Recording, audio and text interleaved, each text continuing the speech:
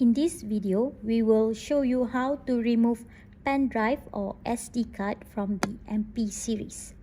First, select the SD card or thumb drive icon next to the check status. Select the device you want to remove, either USB memory or SD card. In this example, we are choosing USB memory. Select OK. Select Close. Now, it is safe to remove the memory storage device.